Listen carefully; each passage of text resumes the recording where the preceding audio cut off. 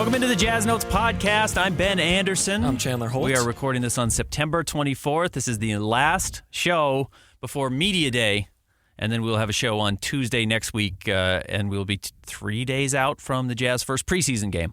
So we are here. You're going to get to do your first Jazz media preseason training camp. Yes. On Thursday? Yeah, I'm excited. You stretching? I need to. Yeah, that's why I'm not doing it. Achilles pain. I need to. That's the thing. I've honestly probably done it for 10 years. Again, it started when Quinn was here. He was here for 8 years. This is Will Hardy's third year. So with the exception of the COVID year, a couple of years where I was in between jobs, I don't know if I did it. And even then, they might have been nice enough to invite me. It's fun. It is hard work. It's a little stressful. Okay. I feel like I recognize now that I'm almost 40, and there is a young generation of new media members coming in that this is really good for. How old are you?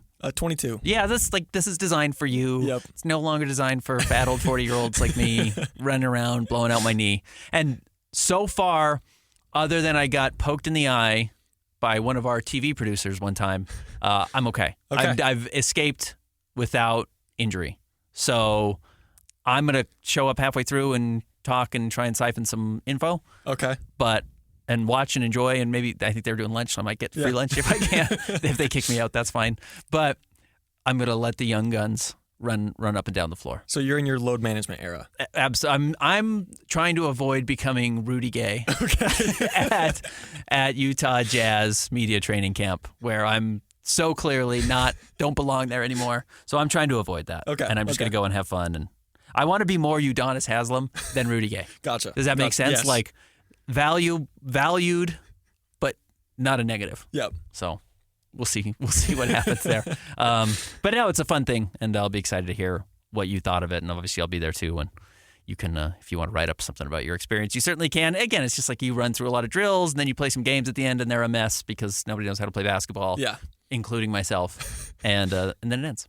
As long as I don't have to run suicides, I'll be happy. You are going to get a way better workout than you realize. Okay. Like, I didn't realize, and you're 22, you're going to be okay.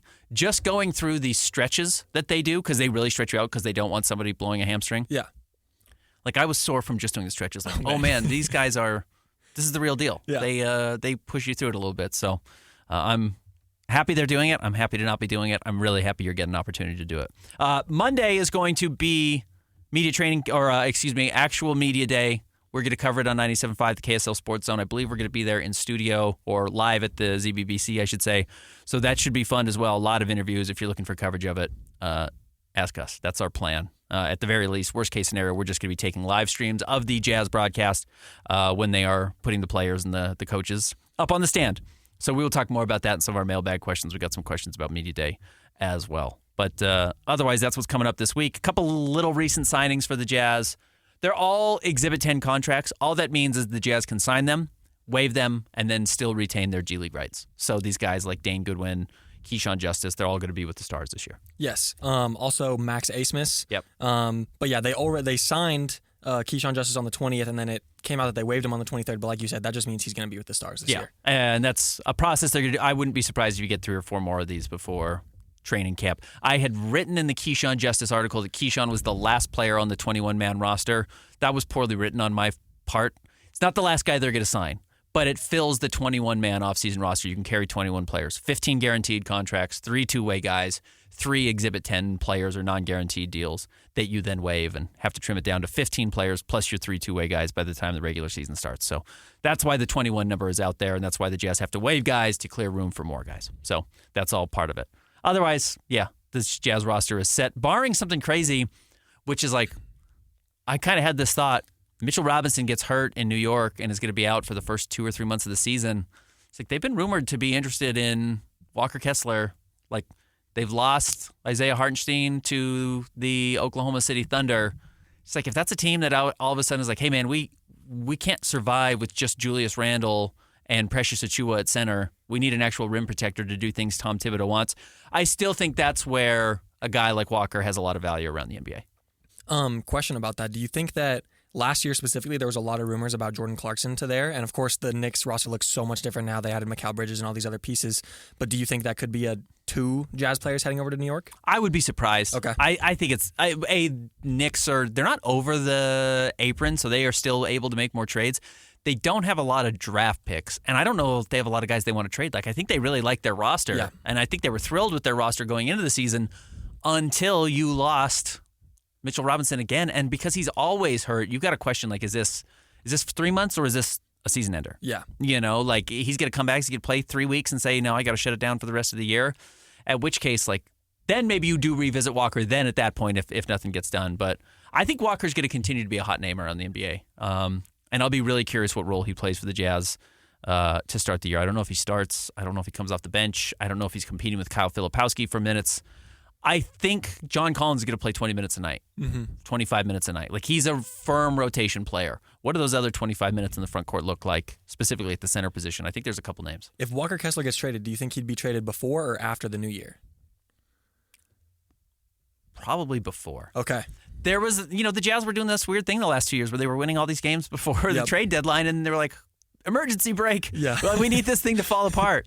I don't think they're going to be doing that this year. So if you want to trade him before, and again, maybe they just don't trade him at all. True. Maybe the best case scenario for Walker, this is not where we intended this podcast to go, but we'll just follow it, is that he's just really good for the Jazz. Yeah. That's absolutely the best case scenario, is that he's the starting center of the future. He's a great rim protector, and you have a top 15 defense built around him going forward. Now, maybe not this year because you're trying to get, insert superstar player in the draft this season. But the best case scenario is you're not using a future draft pick to draft your future starting center. Or, Kyle Filipowski's it. But ideally, Walker Kessler's just good, and you're not saying, like, okay, well, we'll just punt on Walker and try and get something else back. Like, that's, at some point, the rubber's got to meet the road, and ideally Walker would be that guy. And the other thing for the Jazz is that they've shown a willingness to not bite on like trades very early. Yeah. They've been involved in a lot of rumors, but if the offer isn't there for someone on their team or they don't like it for another player, then they're just not going to do it. So I think that you're right in saying that he could not be traded, and we'll just have to see. Yeah, so that's a name I would continue to watch. I guess I would put him on my player most likely to get traded on the Jazz this year. I know we've been asked that a couple of times, and I think Walker, because he has the most value to other teams and a small contract, and probably would take like a first-round pick or something like that to get him back. Even though the rumors the Jazz have turned down first-round pick offers for him, I still think he remains pretty tradable, which I think by default makes him the most tradable. All right, let's talk about best, worst, most likely scenario for the Jazz, and then we'll get into our mailbag in the second half. I should have done this earlier. Follow us on Twitter at Ben's Hoops, at C Holt Sports. As always, read us at KSLSports.com. And anywhere you get social media, you can find it at KSL Sports. All right, best, worst, most likely scenario for the Jazz. This is just a tricky question because sometimes the opposite of, best doesn't mean winning 65 games for the Jazz, even though actually if they would win 65 games, Jazz fans would sign up for it and take it. Yeah. But yeah, the best case scenario that I have seems counterintuitive, but it's having a 14% chance in the draft lottery next year. So whatever that takes, probably 25-ish wins around there. Yeah, and probably even fewer. Yeah. I think if you want 14% chance, which is what the top 4 teams get 3, that? I think. Okay, and then it drops off a little bit? Yes. We can pull up the draft odds really quickly. I have it right now. The fourth place team on Tankathon, the fourth place team is actually the Utah Jazz, funny enough, 12.5%. Okay, and the 3 teams above it have a 14%? Yes. Okay. Yeah, probably that. Be positioned to get a top 5 pick. Yep. And you'll be happy. I think it's that simple this year. Be positioned to be a top 5 pick. That's probably the best case scenario because I just can't, with a straight face, look at the Jazz compared to the rest of the West and say the responsible thing to do is try and win 30 games this year and then hope that you get a 4% chance of moving up into the top 5. The best thing the Jazz can do, and I think they are doing it, is come to terms with, hey, the rest of the West is really good right now. Mm-hmm. And the opportunities you had to really improve your roster didn't present themselves the way you had hoped. You had thought about trying to go out and get Mikal Bridges, and you weren't willing to offer whatever it took, or you couldn't match what the Knicks wanted, or were willing to give up to the Nets. So you just said, hey, that's too rich for us. We're going to back out and save these assets for another day. But as a result, San Antonio's clearly better than you are. Sacramento's clearly better than you are. The Lakers, the Clippers, even like these bad Western Conference teams that aren't locks to make the playoffs are still better than you are. So come to terms with reality.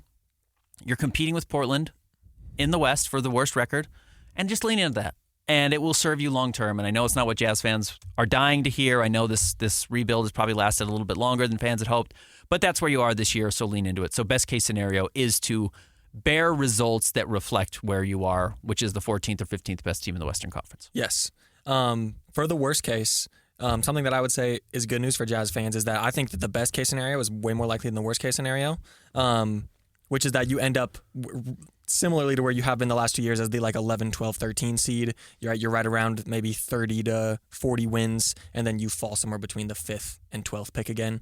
I think that would be the worst case scenario. I think that when you look at the rosters from the last 2 years, it's something we've talked about a lot in recent episodes. It's just not even close to the same roster that the Jazz are running out with this year. Not as many veterans, way more young guys. So and even your veterans aren't as good. Yeah, exactly. Svi Mikhailuk is not as good as some of the vets that you had and like Malik. He's not as good as Malik Beasley. Yep. He's not. He's not as good as Jared Vanderbilt.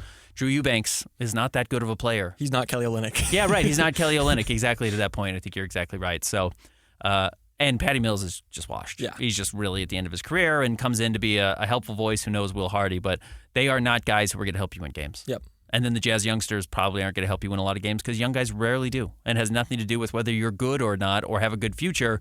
It's that you just don't know how to win games yet. So yeah, I would say that that's the worst case scenario for the Jazz this year. Getting into most likely, like I said, I think that the best is more likely than the worst, but the most likely scenario is not the best case scenario. Unfortunately for the Jazz, let's just look at the teams who are supposed to be. I put that in air quotes. Supposed to be worse than the Jazz this year. The Brooklyn Nets. I think the Brooklyn Nets. I don't know about 28 losses in a row, Detroit Pistons bad, but I think they're going to be historically bad next year. Cam Thomas might take 35 shots a game. It's just hard to see what the best case scenario is for them. Yeah. That anything works other than Jordi Fernandez, I think is their new coach, comes out and does what Will Hardy did, which is like accidentally win 8 of their first 12 games. And then they're like, oh, let's really try hard. And then they realize like, oh man, that was a mistake. Yeah. Like, winning all those games early actually now makes you have to lose 28 games in a row to make sure you end up with the worst record in the NBA. Yep. But even then, like, again, you go back to that Jazz roster, it's like, oh yeah, well, Mike Conley, Lauri Markkanen, Kelly Olynyk, Malik Beasley, Jared Vanderbilt was a very, Jordan Clarkson, Colin Sexton was a very okay roster. Yeah. Like that, actually, if you had kept that roster together, they're competing for a play-in tournament spot this year. That's not what what Brooklyn has this year. Yeah. They have Dennis Schroeder. They have the ghost of Ben Simmons. They have a hurt Bojan Bogdanovic, and they have Nick Claxton and Cam Johnson and Cam Thomas. Their best player is Nick Claxton, I think. Yeah, probably is. And like best case scenario, he's like a 10-10 guy. Yeah, right. Yeah. So, and then you have Washington and Detroit. I think Detroit could be much improved this year. That's something we talked about. I think Detroit could very realistically be better than the Jazz record-wise. Should be. I think they should be. Yeah. And then the Wizards. The Wizards are kind of hard to say. They have some. The Wizards are a team like with Jordan Poole and Kyle Kuzma. Those are spark plug kind of players that could win you games accidentally. But still, I think Utah is in the mix in the bottom 6-ish teams in the NBA for sure. But it's just a matter of are they 2nd or 6th, and that's very different when you're looking at draft odds. Yep, it is. And one of the things to keep an eye on with the Jazz and also with Washington, I hate to keep talking about this, but this is the pick that haunts the Jazz, is they owe their pick to Oklahoma City if it's outside of the top 10. Yep. And next year it's outside of the top 8. Like, there's a chance the Jazz are doing this again next year. Mm-hmm. Like, I think that's a lot for Lauri Markkanen. I think if you're going into next season saying, hey, you're going in the running for AJ DeBonsta and Cam Boozer, you're probably trading Lauri next summer. Like, if that's where you are to try and get another top 8 pick. But, like, man, you can't be the 9th best team in the NBA next year and owe your top 8 pick to, or only own your pick if it's top 8 protected. So that's really the tough spot for the Utah Jazz right now, where that pick continues to haunt them, and it's going to until it's conveyed or totally disappears, which it disappears after 2026 if it doesn't get sent over to Oklahoma City. So we'll see how that goes. But yeah, the worst case scenario is being right there at 11 again, conveying the pick to Oklahoma City, and you miss the playoffs by 4 games to the play-in tournament, and nobody learned anything. Yeah, and then exactly. You didn't get better in the offseason, and nobody opts out of their contracts, and you don't have any free agency money. Like, you could find yourself stuck once again. Yep. My message for the most likely scenario is that I just think the Jazz are more likely to have the 5th pick than the 1st or 2nd pick. Yeah, the 7 teams, and I wrote about this last week in the mailbag if you want to go see it. I made a case for Detroit, Portland, Washington, Brooklyn, who we talked about. I think I threw Toronto in there. I was asked about San Antonio. I was asked about Atlanta. Like, all of the bad teams in the NBA. Why they could be better than the Jazz, why they're going to be worse than the Jazz. Go back and read that. The odds are half of them are going to be better and half are going to be worse. Yep. That's the thing. There's 8 teams. The Jazz are not going to be the worst team in the NBA next year. The Jazz are not going to be the best of those 8 bad teams in the NBA who really don't have any chance of making the playoffs, because Charlotte or Chicago or some of these teams in the East are just going to accidentally be in the play-in tournament running and are going to go for it. Yep. Because that's what teams do. That's what owners do. They say, well, we'll take an extra door gate of, and maybe make the playoffs. Great. We'll take 3 home games or 2 home games. We'll take that. So, and the Jazz aren't going to be anywhere close to that conversation, so they'll be in that 5-6 range. I think that's most likely the outcome. Specifically, Chicago, Toronto, and Atlanta all have history of being okay with being mediocre. So, and Atlanta doesn't own their pick. Yeah. It goes to San Antonio. They've got no reason to be bad. True. They've got no reason to be bad at all. Toronto, I think, does own their pick because they conveyed it to San Antonio last year. Yep. Toronto's just better than the Jazz. Yeah. They've got RJ Barrett. They've got Emmanuel Quickly. Scotty and Barnes. Scotty Barnes is their star. Yeah. They've got a good supporting cast around him, and then they've added Kelly Olynyk. Yep. And I think actually like Grady Dick. So they've got some good players. Toronto's not going to be in this conversation, I don't think. Yeah. All right, you want to take a break? Let's take a break. When we come back, we'll get to your mailbag questions. Stick around. More Jazz Notes coming up next.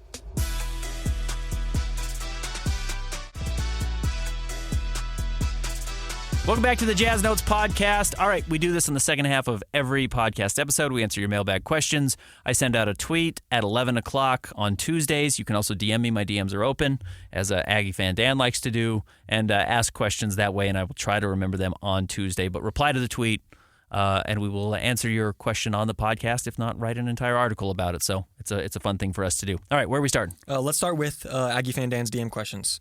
We have 2 of them from today. First one, what is the most exciting storyline to follow for the Jazz's preseason schedule?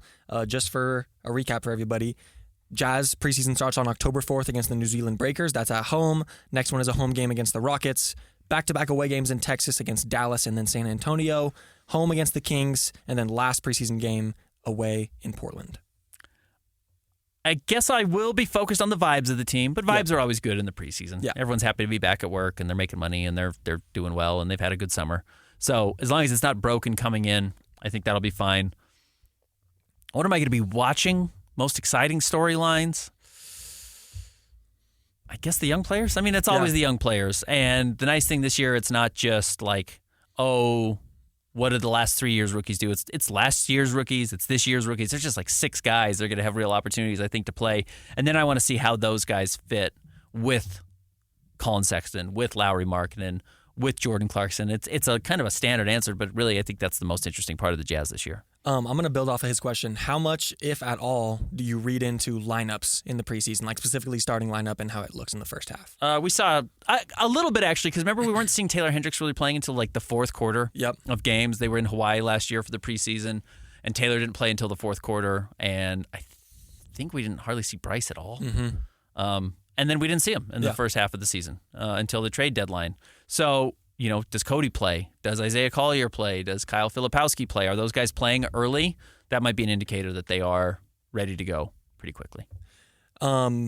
Next question from Maggie Dan. What are the 2 most underrated Jazz games to attend this year? I would say, just because it's going to get harder and harder to do it, and they play them 4 times early in the year, so fans might get a little fatigued, including 2 games in Salt Lake City, I would go see San Antonio. Yes. San Antonio is not going to make the playoffs, but they play them twice this season. At some point, Victor's going to be really hard to get tickets to see. Yep. This is going to be a year when I think Jazz tickets are going to be available. Victor is incredible to see in person. He will do something every single night you have never seen a human being do. Yep. So if you're kind of a diehard, you're a junkie, I would go check out that game. And go ahead. There's an additional storyline from that game. This could be Chris Paul's last season. Yeah, it could. Yeah. Future Hall of Famer. Yep. Yeah. And it's early enough that he won't be traded. If they decide to pull the plug on the season and try and get another lottery pick, Chris Paul will still be playing at that point. So if you want to see Chris Paul, if you've never seen him, or boo him one last time because you're a Jazz fan, that's going to be your opportunity. Do you have a second game? I would say maybe look to go to the NBA Cup if you haven't been to that's a cool any idea. games last year, right? I mean, hey, San Antonio's in the Jazz's group this year, so you can get the best of both worlds there on November 26th. To double up. I'm trying to think. There are teams I like that I'm like sneaky in on, which I would hate to tell you to like spend your hard-earned money to see the Orlando Magic, but like that's kind of a cool team. That's kind of an up-and-coming team where like, of course, you want to see Minnesota because you want to see Rudy. You want to see Cleveland because you want to see Donovan. You want to see Nikola Jokic play. If you're talking about under-the-radar games, those are the types of games I think will be really fun to watch. Like Orlando is always a fun game. Jazz usually play them very close in Salt Lake City, but they're a talented team. They're on the rise. LeBron's not going to play in Utah this year. He never plays in Utah anymore. You're probably never going to see LeBron play in Salt Lake City again. Yeah. If you hope he does, that might be your last chance to see him. I personally think this is LeBron's last year. Mm-hmm. I think he's doing the thing with the Sun, and then he's gonna split and try and by a Las Vegas expansion team. That would be, this isn't even the updated schedule. I'm sorry. I'm trying to pull up when the Lakers are in town. But that maybe that's a game to look at. Again, that's always hard to find tickets, though, because there's always a bunch of Lakers tickets at the game, or Lakers fans at the games. December 1st, I believe. Okay, December 1st. You're right. Lakers are in Salt Lake City. And then also February 12th. So one of those two, yeah. He's definitely not playing the day before the All-Star break. Oh, yeah. I guarantee you that. LeBron is not coming to Salt Lake City to play the day before the All-Star break. In fact, he may not come to Salt Lake at all. Yeah. Because they played the situation last year. I don't think he made it. Where's All-Star Weekend this year again? Milwaukee? I think it's another cold town. So enjoy not going to that one. Because it was in Indiana last year. Yeah. I would think if you want to see LeBron one last time, December 1st is probably your best chance, and I still don't think he's going to make it. So, yeah, honestly, Orlando. It's like Orlando's a cool team. They're young. They've got a bunch of really good players. I think they're going to be good for the next 3 or 4 years, and that ticket's probably not going to be impossible to get. Yep. Did you find out where All-Star break is? It says Golden State, Chase Center. Oh, that's right. That is right. That is where it is. They are going to San Francisco. And then Milwaukee, I think, is next year. Gotcha. So, okay. Appreciate that. All right, next question. Where are we? All right, that is done with the DM questions. Let's move over to the X Post. First up from Jazz Nation. Any chance the Utah Hockey Club being at the Delta Center will improve the Jazz in-arena entertainment? In the short term, it certainly won't, because they're going to tear down half of a wall. They're going to tear down an entire seating section behind one of the basketball standards. So I don't know exactly how it's going to work, but I imagine you're going to lose seats for a little while they're trying to redo some of this construction. I think most likely it makes it worse for the start, because they try and find a balance of what makes hockey good and what makes basketball good, and you kind of try and get the best of both worlds. While right now this arena has been totally customized to feature basketball, and it's a pretty good basketball arena. You're right on top of the hardwood, and that's fun as a fan. I suspect some of that will go away a little bit with hockey, but I do think you could see better in-arena stuff, better lighting, some more features that get added along with the updated seating that they're going to do. So they may try and add some more things there just to say, hey, we've got all this money approved. They're putting in their own money. There's outside money coming in. Use that to improve the overall feel so this arena can last 20 plus years. So ultimately, 3 years from now, 4 years from now, probably better. But until then, it might be a little bit worse. Yeah, I think it makes sense that there will be sort of a figuring it out period. And best case scenario, it doesn't last an entire season, but in all likelihood, it is going to be at least a season for them to figure everything out. As they go one side and then the other side. Yep. I mean, again, it's like a 2-year process. It's 3 seasons from now. So not this year, not next year, but the 3rd year is when it's all expected to be done. So it's going to be a little bit of a headache, I think. Yeah. Next up from Calvi J. If the Jazz significantly overperform expectations to start the season, would Ainge blow things up to stay in contention for flag or ace? Yes. Yes. But my question here is, what does blowing things up look like with the Jazz's current roster? Yeah, like, is there a scenario where you're unwilling to trade Colin Sexton and another one where you are? Yeah, exactly. That might be like the blowing it up, which is like, oh man, the idea of getting Ace Bailey is so much better than having Colin Sexton that it's better to trade Colin at a major discount just to get 10 more losses or 8 more losses to make up for starting the season 8-7. Yeah. That's like how I would view blowing it up. But it's like, again, I've gone through of just like, where did the Jazz find the minutes for all these players? There's just not enough minutes. There's 240 minutes a night on an NBA floor for one team. They don't have 240 minutes of proven players right now. Like, Svi Mikhailiuk doesn't actually change that all that much. You could play Lowry, Colin, John Collins, Colin Sexton, obviously, Jordan Clarkson. Am I missing, like, Walker Kessler's, I guess, the next most veteran player who's like been on the floor a lot? Svi Mikhailiuk, Patty Mills. Like, that's 9 players. Those guys don't get you to 240 minutes by themselves. Like, you're just going to have to mix in knowing that Keontae George is going to play, Taylor's going to play, and we'll see what the next 6 guys, like at least I think 2 of those other guys play. Keontae's going to play, Taylor Hendricks is going to play. Who of Bryce Sensabaugh, Isaiah Collier, Kyle Filipowski, and Cody Williams gets on the floor? But I think those guys are also going to play 15 minutes a night, and I think Keontae's probably up over 20. It's just like, I don't see a scenario, truthfully, where the Jazz outperform or overperform, and then there's not much room to blow it up because they didn't refill the powder keg this season to blow anything up. They just didn't. There's not a lot to unwind. And it's kind of hard this is an interesting question because it's kind of hard for me to see Colin Sexton or Lauri Markkanen taking any sort of step back or having any sort of regression.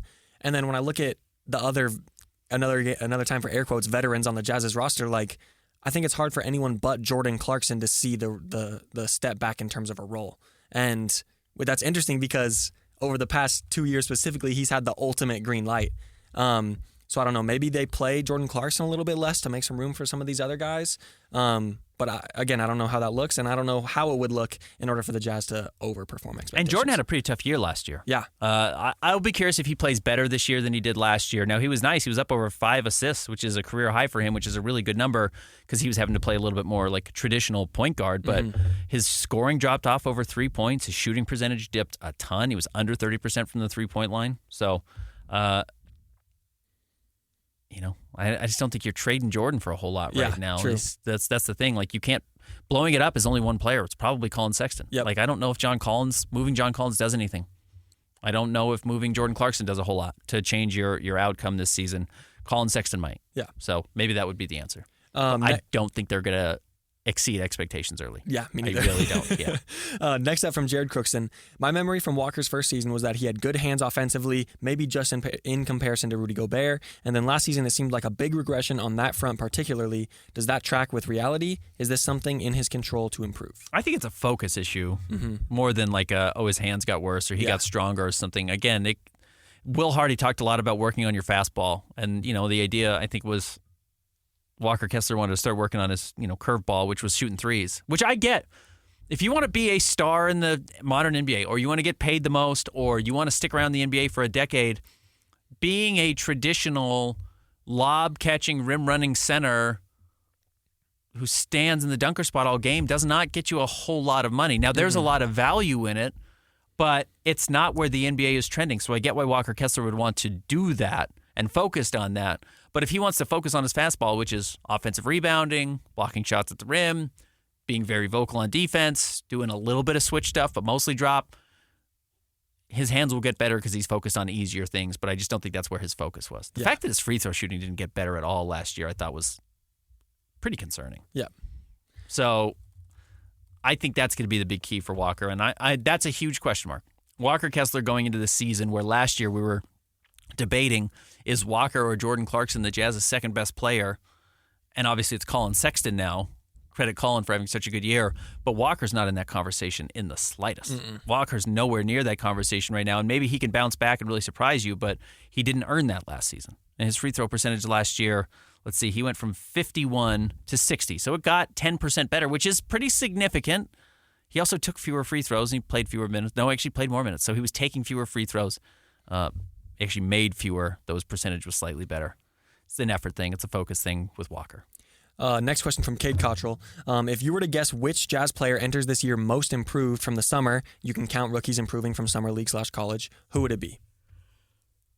Ironically, Walker could be the guy. Yeah. If he bounces back, True. Walker could have a big third year. David Locke always talks about his theory of players come in doing what they did well in college. And then in year 2, they work on all the things, or their first offseason, they work on all the things they were bad at to try and bring them to the table, like, I'm going to be a three-point shooter because I didn't do that at all, and I'm going to try and show that my second year. And then he realizes, I'm never going to be that, so I'm going to go back and do the things I was good at my first year. That's kind of Locke's theory on how players play. And ideally, that would say Walker says, okay, I'm going to be a great rim protector, rebounder, lob finisher, rim runner, etc., and I'm going to get back to being a double-double guy or turn myself into a double-double guy, and maybe it's 14 points.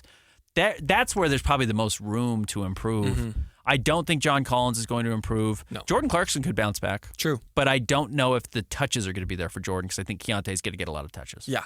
For my most improved, I think it has to be one of the top 2 picks from last year's draft. Yeah. Either Keontae or Taylor Hendricks. And here's the thing is, they could even share the most improved title and it would look completely differently, Like Taylor Hendricks, we're not asking him to come out and be an ISO scorer, but he could be an improved defender, an improved catch and shoot, improve his catch and shoot percentage, and then Keontae could just improve his shooting percentage. That's basically the main thing he needs to do, especially if the Jazz are looking to use him as an off guard. But yeah, those 2 would be the 2 that I look for to be most improved. Keontae's just so interesting this year because we didn't really get any sense of what happened this offseason. His shooting percentages, again, were terrible. He was averaging 18 free throw attempts a game in the summer league. He was just toying with everybody. Yeah. It was ridiculous. He did not shoot at all well, and he averaged 30 points per game in his, he only played 2 summer league games in Salt Lake City. He took one of them off and was just abusing everybody. So, like, did he just make a huge leap and had a bad shooting night? It's like, yeah, he's prone to that, as is every scoring guard in the NBA. Damian Lillard regularly has bad shooting nights. Yep. He makes up for it with great shooting nights, but the best way to make up for a tough shooting night is to go to the free throw line a bunch. So, like, well, that's what you saw from Keontae. Is he ready to do that?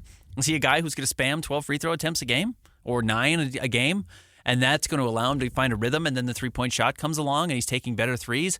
Which, again, the weirdest thing for him last year was you can look into his shooting stats. He was awesome off the dribble. So over 36% off the dribble. That's the hardest three to take in the game. Like, above the break off the dribble is really hard. He could not hit a catch-and-shoot three to save his life. He's like, okay, I kind of believe in guys who can shoot off the dribble, that they will figure it out sitting wide open, catching the ball. Yep. I kind of think those will go in at some point. So Keontae's really fascinating. Again, I still think Taylor Hendricks has the highest ceiling of those two players just because he's 6'9". He can be a stretch big. He's not a unicorn per se, but he kind of has some of those unicorn traits. So he could be really good. So, yeah, I think those two guys probably also are in the conversation for who could make the biggest leap.